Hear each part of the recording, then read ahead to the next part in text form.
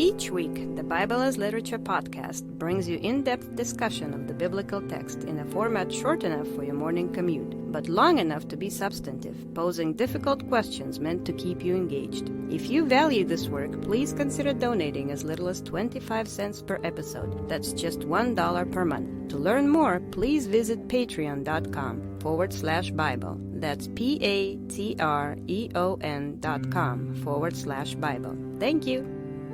Hi, this is Father Mark Boulos with the Bible as Literature podcast. Self-righteousness is dangerous when people who believe they are right apply rules to each other. Even rules that were meant to protect us become instruments of abuse, cruelty, and exploitation. You need look no further than the barbarity of Twitter mobs, liberal or conservative, to understand this dynamic. For politicians, sooner or later this lack of humility results in civil strife. For clergy and religious teachers, it leads to a kind of apostasy, in this case an outcome of teaching that renounces the teaching of the Bible. The Torah was given to show each of us that our behaviors are unclean. Yet, somehow, we always manage to transfer this shame from our behaviors to the person or persons of our neighbor. Our neighbor. Like the wild man exiled to the Gerasene graveyard or the woman with the flow of blood is eventually deemed unclean. This is the sin. This is the apostasy. This is the very thing the law was given to correct. Have you never heard what was written? The Lord said to Peter, "What God has made clean, you must not call unclean." And again, what Peter himself proclaimed, "God has shown me that I should not call any man unholy or unclean." Richard and I discuss the Gospel of Mark, chapter 5, verses 21 to 43. You're listening to the Bible as Literature.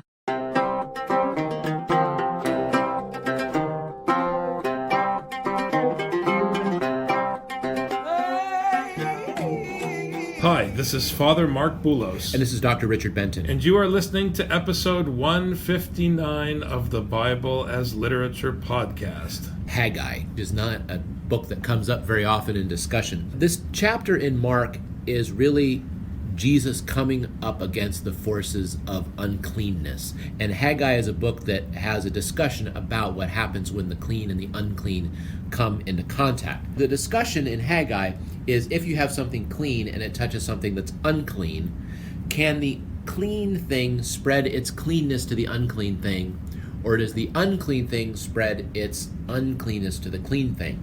And in the discussion in Haggai, the conclusion is that uncleanness spreads, but cleanness does not spread. And that makes logical sense too. If you have a clean thing in a mundane sense and it touches a dirty thing, you don't say, okay, now I don't need to wash the dirty thing. You say, oh, now I need to wash the thing that used to be clean. Now here in this passage, Jesus is coming into contact with the two things that are most unclean in the Jewish cult. One is a dead body, and another is a menstruating woman or a woman with a flow of blood. Those are the two most unclean things, and that would render anyone unclean under normal circumstances. And let me just make a point about the woman with the flow of blood. People will immediately ask the question, does this mean that there's something wrong with women from a biblical perspective? Why is menstruating unclean? It has nothing to do with gender.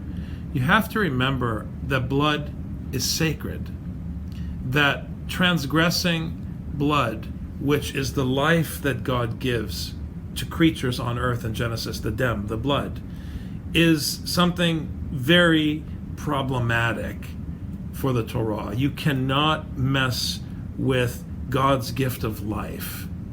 So anytime blood is spilled, it is a reminder of man's transgression in Genesis when we took life, whether it was the killing of our brother as sons of Adam, or it was the sacrifice of animals, which is the shedding of the sacred blood, the dem, because of our sins. Blood is unclean because it represents man crossing a boundary he shouldn't. So I want to be clear, it's about the blood, it's not about her gender or about the question of menstruation per se. It's not about dead people, it's not about women. This is, like the entire book of Mark, about Jesus and the seed, the teaching that he's trying to spread. What the passage is showing us is that the teaching of Jesus will overcome any uncleanness. It's saying that there is one thing that is so clean that it can actually overcome those things that are unclean, and that is Jesus' teaching. And the key to understanding the place of women in this passage is to understand that this woman, whom we'll hear was bound for 12 years, was treated by many physicians who couldn't help her, probably because they thought that she was unclean and something was wrong with her because she was bleeding. Which means, as Paul says in his first letter to Timothy, that although law is a good thing, people who don't understand the law use it for wrong purposes and end up causing problems. And that's what's happening here. Jesus is going to step in and apply the Torah correctly, which is not about what's wrong with the woman, but which focuses on the respect for life, which makes helping this woman a duty. Remember that we're reading this in the context of the previous pericope of the man possessed among the Gerasenes. The people actually preferred to take that unclean person and segregate that unclean person and make sure he lived out there among the tombs. And in the same way, these laws about cleanness segregate and separate people so that they can't come into contact with others. And what Jesus is doing is Jesus is always transgressing those boundaries that separate people. When Jesus had crossed over again in the boat to the other side, a large crowd gathered around him, and so he stayed by the seashore. We were in Decapolis, where people marveled at what they heard, not at what they saw. Where people were not impressed with the personality of Jesus, but with the seed that he left behind, despite their fear of the power that Jesus wielded. And now he comes back to the other side. He's going back into the territory of his own people. And suddenly there's a large crowd gathered around him, parenthetically because they love him and they're excited about his amazing miracles. And so he stayed by the seashore. Now remember, in Deuteronomy, we are warned by the Lord not to follow someone because of their miracles. I want to stress this point in Mark. And Jesus is a son of the commandment. Jesus must be nervous because as soon as he sees the large crowd, we've seen how he acts. He tries to get away from the crowd. Notice, the large crowd gathered, so he stayed by the seashore. He didn't enter into the land. He didn't want to go in to begin spreading the seed right away because the crowds always prevent Jesus from teaching. Jesus is, as I said, a son of the commandment. He will not transgress the teaching of Deuteronomy. He will not run the risk of being the false prophet whom everyone marvels at the expense of hearing the teaching. That is the point. He wants them to hear the teaching, not be excited about signs and wonders. And this goes against popular Christianity. It goes against the way that people talk in the churches.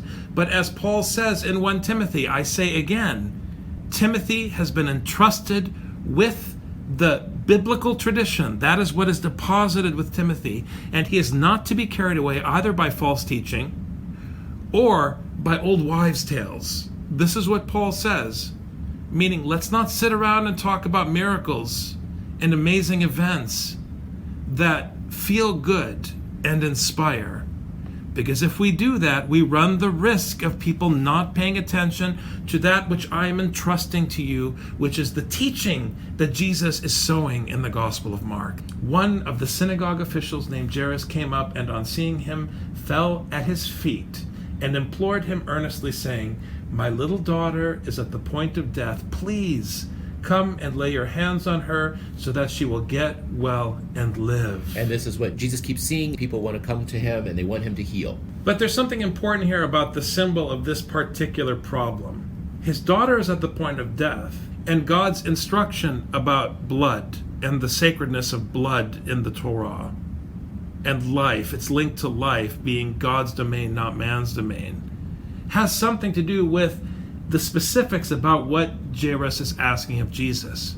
The point of the Torah is to give life, The point of the Torah is not to exclude a daughter of Jerusalem, a daughter of Israel. And so on the one hand, Jesus is about to show us, when we encounter the woman with the flow of blood, the purpose of the law, which was to take care of this daughter of Israel, the woman who was bound for 12 years, and also to take care of the daughter of Jairus. That the purpose of the law is life. It is not exclusion, as you said earlier. So although the point stands that we are not to be amazed by signs and wonders, insofar as Jesus is a son of the commandment, should he work a sign or a wonder, unlike the false prophet in Deuteronomy, his sign will point back to the meaning of God's instruction. So we're going to learn why you're not allowed to transgress blood in the coming verses. And he went off with him, and a large crowd was following him and pressing in on him. Again, this is the problem of the crowd. I mean, we get very excited about having crowds at our churches, crowds at our services, crowds at our festivals. We like to count numbers and talk about. Jesus is unimpressed by crowds. As a matter of fact, he prefers to avoid crowds. Crowds prevent him from teaching because crowds always have their wants and their desires, and they're not interested in the teaching. Every time the crowd is pressing in on him, he can't move, he can't teach, and the seed can't go where it goes. This is the problem with the language of growth in all of the different churches. If you are focused on growth, you will work against the gospel. It's not possible, because the teaching is, in its content, not palatable. It's not palatable. It's not something that will have mass appeal. You have to welcome everyone and treat everyone with kindness and be correct in your dealings with people. But you have to say what the teaching says with no regard for whether or not people will like what you have to say. You have to say what you are commanded to say. So there's this inherent tension, and Jesus is demonstrating not only that he's willing to say what he was commanded to say, he's showing disdain for popularity, because Mark understands, in the way that he presents Jesus in the gospel, that it's not enough simply to not care about popularity. You have to shun popularity. It's a very serious matter. And you can't have a committee on church growth and read the Gospel of Mark for that basic reason. A woman who had had a hemorrhage for 12 years and had endured much at the hands of many physicians and had spent all that she had, was not helped at all, but rather had grown worse. And here I want to say a couple of quick things, Richard, about symbolism. She's bleeding, which again pertains to the function of blood in the Torah and the question of cleanness and uncleanness and God's commandment of life in Genesis. She was, again, bleeding for 12 years, which means she's a daughter of Israel.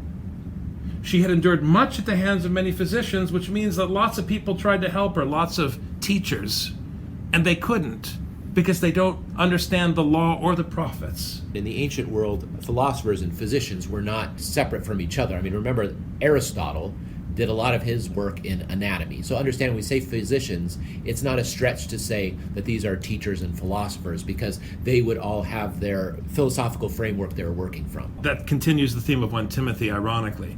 But worst of all, she spent all that she had and was not helped. Now, it doesn't say that she was a widow, but in principle, physicians and philosophers and leaders of the synagogue in the critique presented in the New Testament are the ones who prey on unsuspecting widows. Jesus explicitly says so in his proclamation against the synagogue in Matthew, that religious leaders prey upon widows to take their money. So not only have they not helped her for 12 years, but they've taken from her. They've impoverished her. After hearing about Jesus, she came up in the crowd behind him and touched his cloak. For she thought, if I just touch his garments, I will get well. Don't forget, we've been talking about the problem of this rabble. This has been a problem up till now. And now we have a woman who seems to be virtuous. She heard about Jesus, and she came up to touch him, and she thought, if I just touch him, I'll get well. It seems like she doesn't want to disturb him. She doesn't want to get in his way. It shows that she has faith. So it really is about the teaching with her, and this is how she distinguishes herself from the rest of the crowd. She places trust in the mustard seed, which is why her gesture is small. You cannot allow yourself to lose hold of the context in Mark. I'm referring to the mustard seed not because it sounds nice or it fits or has a kind of good poetic feel. I'm referring to the mustard seed because Mark presented the parable of the mustard seed as a parable of the kingdom. It's a central feature of Mark. All the mobs are all around Jesus cheering, "Yay, Jesus." She doesn't want Jesus to even know she's around. She sneaks up and touches his robe. This is the tiny faith of the kingdom. This is the faith that moves mountains. Immediately, the flow of her blood was dried up, and she felt in her body that she was healed of her affliction. Immediately, again, it's this beautiful word, aphthes. Immediately, Jesus, perceiving in himself that the power proceeding from him had gone forth, turned around in the crowd and said, "Who touched my garments?" Now, twice we hear the word aphthes, which, as literature clearly in Mark, brings us back to the beginning of the book. This woman is responding to Jesus with this urgency and this implicit trust that doesn't take time to debate or to analyze whether or not I should or shouldn't. So although Jesus hadn't called her, she's responding with this intensity and this lack of hesitation, and so Jesus responds to her the same way. Both happened immediately, both happened simultaneously. It was the victory of the cleanness of Jesus overcoming the uncleanness of the woman. And so it gives immediate credence to Jesus, not only as the one who's able to expel the demons only with a word, but also by simply being touched, he expels the uncleanness of this woman. It's like this woman snuck up behind Jesus and took his phylactery and suddenly was healed. She took this little scroll of the Torah with her, and she snuck it away. And the reason I use that example is because in the next verse, his disciples said to him, "You see the crowd pressing around you, and you say, 'Who touched me?'" It's a good question. Now you think that they're asking that question because it's magic and Jesus knows everyone. And so, no, Jesus is asking who touched me because she wasn't healed by Jesus. She was healed by the seed which the Father provides for Jesus to sow. Jesus shows his clear irritation with having to be in this crowd. You've got this big mob of people and you're asking who touched you? Come on, there's a big mob of people. What are you asking us for? But the point is that Jesus didn't know who touched him. He asked because she was healed not because of Jesus, but because of her trust in the seed. He didn't know because she was healed by his Father through the seed that was given to Jesus to sow. And this is what I'm saying about the word immediately. It was so immediate, it blew past Jesus. It wasn't Jesus' will that healed her. It was his teaching that he was bringing. Which is the will of his Father, to which he submits with the woman with the flow of blood. As you say, there's this confrontation between clean and unclean, but Jesus is bearing witness to it as teacher. It's not Jesus that overcomes the uncleanness. It is the teaching of Jesus that overcomes. It's the word of the Father, the Torah, which Jesus is carrying to the people. And the sad irony of this passage is that she was a daughter of Israel and he still had to evangelize her. And he looked around to see the woman who had done this, but the woman fearing and trembling. There's that fear again in Mark, Richard. But the woman fearing and trembling, aware of what had happened to her, came and fell down before him and told him the whole truth. And he said to her, "Daughter, your faith has made you well. Go in peace and be healed of your affliction." Now here, you have Jairus who bowed in fear, and you have this woman who bowed in fear. So the fear here is correct. Fear is a major point in Mark, and here we're seeing fear function correctly. Now, notice here, just like the man who was healed of his demons, this woman is not told to keep her healing secret. Go in peace and be healed. Does not say, don't tell anyone of this. So when the people are being healed out of their faith and not out of their demands, their faith shows that they've internalized the teaching. If they've internalized the teaching, then Jesus wants them to go out and speak. If they have not internalized the teaching, if they've simply taken advantage of the teaching, he wants them to stay quiet and don't talk to anybody. So it's significant that he did not tell this woman, don't tell anybody about what happened. While he was still speaking, they came from the house of the synagogue official saying, your daughter has died. Why trouble the teacher anymore? There's the lack of faith. But Jesus, overhearing what was being spoken, said to the synagogue official, do not be afraid any longer, only believe. And of course here, faith, believe, it's all trust. Right. Again, the people in the synagogue think that Jesus is a healer. Okay, he can't do his healing thing because she's dead. Keep moving. They think it's about Jesus' ability to heal. They think he's another one of the physicians, another one of the philosophers. He's not. He actually bears cleanness. He bears life through the teaching that he brings to them. He is a slave of his Father's will. That is where Jesus' power comes from. And he allowed no one to accompany him except Peter and James and John, the brother of James. Here, briefly, he's bringing the pillars, which is an allusion to Galatians, because in Galatians, it was very clear that Paul took them aside. He spoke to the pillars in Jerusalem and got their alignment on the gospel, and they committed that they supported the gospel, and then they did so publicly in council, and later on they renege on that support. So this is like a trial, but the ones being tried are the witnesses whom he brings with him. And they have to be witnesses of faith, because he says, do not be afraid any longer, only believe, to the synagogue official. So now Peter, James, and John have to see what the fruit of that faith actually is. They came to the house of the synagogue official. He saw a commotion and people loudly weeping and wailing. And entering in, he said to them, why make a commotion and weep? The child has not died, but is asleep. So he makes this absurd statement that is not dead. Well, we all know that he's dead. And this is one thing that Jesus has to continue to confront throughout this book, so that people will stop believing their eyes and start believing the teaching, because this is what they're going to have to confront when they confront the crucifixion. Like a good professor, Jesus says, we all don't know anything. You have to prove to me, demonstrate that you know what you're talking about. And here, it's not a question of whether or not miracles can happen. It's a question of whether or not they understand the Torah. That's what they have to demonstrate to him. Do they trust Torah? Exactly. They began laughing at him. Well, there's your answer, Dr. Benton. But putting them all out, he took along the child's father and mother and his own companions and entered the room where the child was. Taking the child by the hand, he said to her, Talitha kum, which translated means, little girl, I say to you, get up. And he brought both the parents and those he brought as witnesses, because the parents are under judgment as well. In their faith. Because Jairus is the one who originally asked Jesus to heal his daughter. Does Jairus believe that Jesus is simply one of the physicians who are ineffective, who brings a teaching that does not give life? Or does Jairus actually have trust in the teaching of Jesus? And this is what distinguishes between one of the mob and someone who actually internalizes the teaching. Now the next verse is classic biblical metaphor on two counts.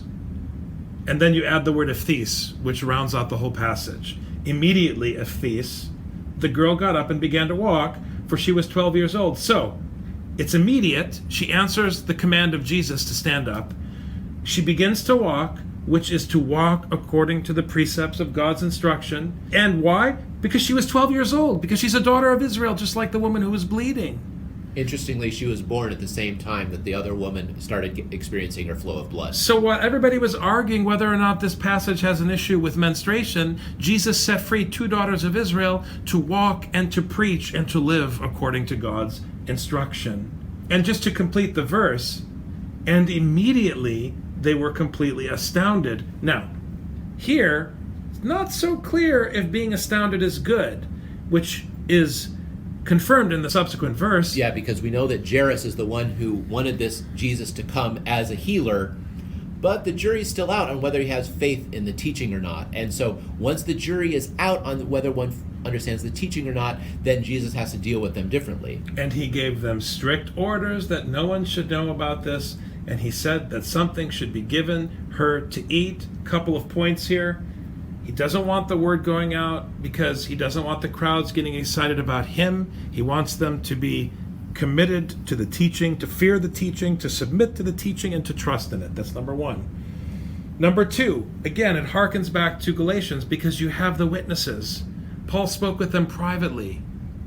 Look, are we all on the same page here that the Torah gives life and that the purpose of the Torah was to set these daughters of Israel free, not to bind them and to take their money for temple service? If they're so astounded when Jesus comes and lifts her up, do they actually believe that his teaching can give life? Why would they be so astounded? But it's at the very moment that the girl gets up that they're astounded. Not when Jesus walks into their house. They're not amazed by what Jesus says. They're amazed at what Jesus does. And Jesus is trying to make the point in all 5 chapters of Mark that we've covered so far that it is his teaching that astounds. And the very last part of the verse should give every ordained clergyman chills. And it should strike fear in our hearts as teachers, because Jesus commanded them, give her something to eat. You have not been feeding the people. You've been taking their money. Feeding yourself. As we learned from the prophet Hosea. But you have to feed the people. Give the people something to eat. It's very powerful, even emotional for me. It's so clear that our duty is to feed the people. What are we doing? And he's speaking to the Father, who's not only the Father, but he's also the head of the synagogue. Amen. Christ is in our midst. He is and ever shall be. You have a great week, Dr. Benton. Thank you, Father.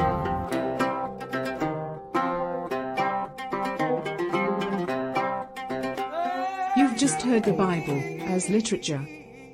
Thanks for listening. The Bible as Literature is a production of the Ephesus School Network.